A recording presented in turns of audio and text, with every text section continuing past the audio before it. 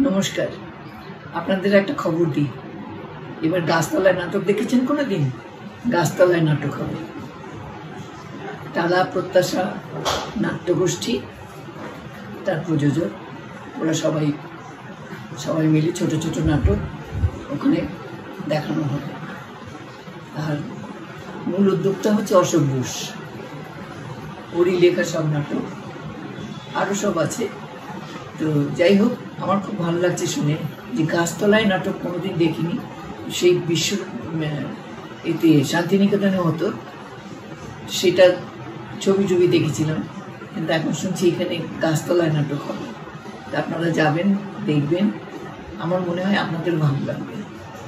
নাটকটা হবে 26শে মে রবিবার, ওই সন্ধ্যে 6টা নাগাদ এরকম আরম্ভ হবে।